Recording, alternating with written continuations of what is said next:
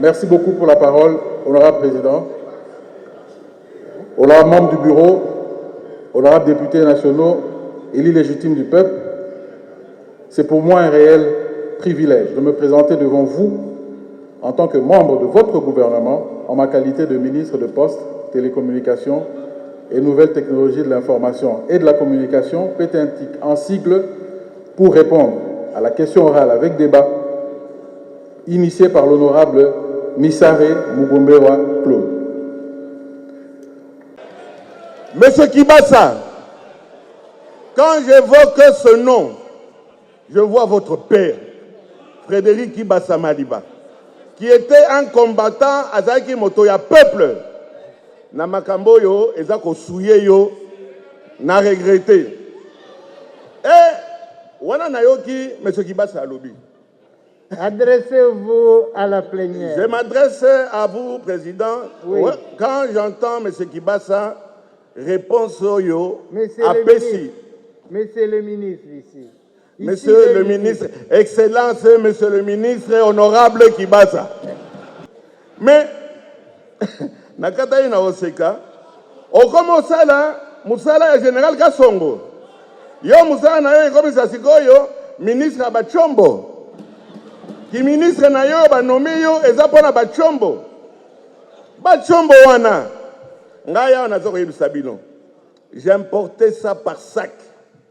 Côté Kangola, côté à Memling, il y a des Chinois.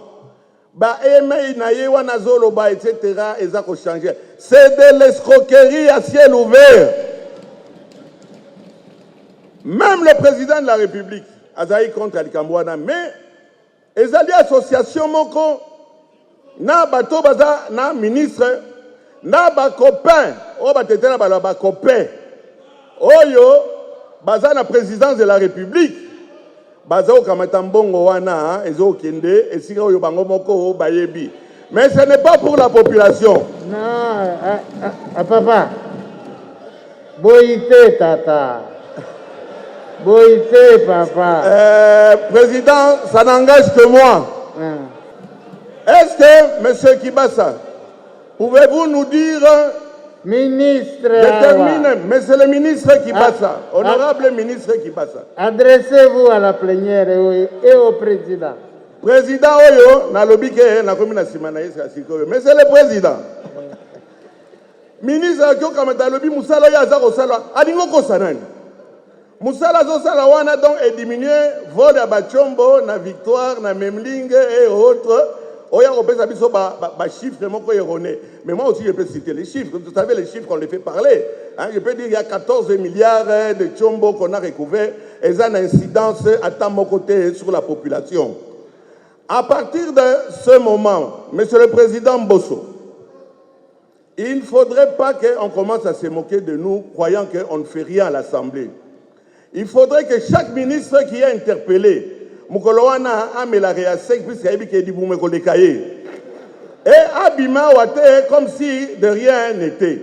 À partir du moment où la réponse n'a soit convaincre bisoté toko senga motion à défiance contre yé à Kende. Merci beaucoup.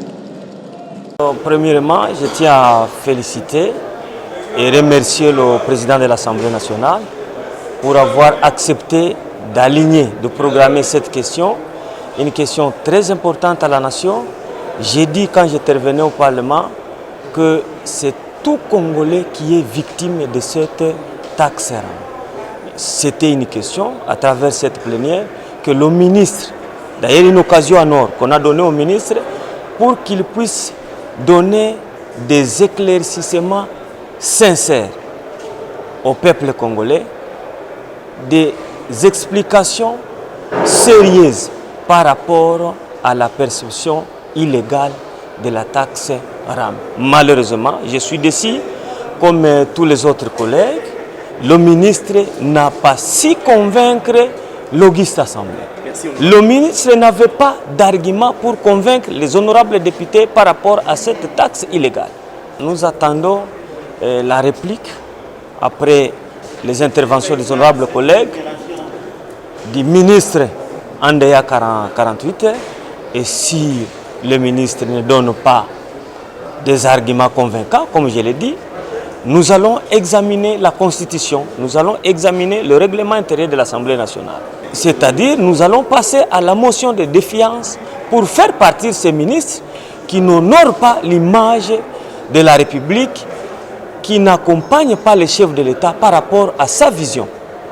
La RAM, c'est une escroquerie de plus contre la population congolaise.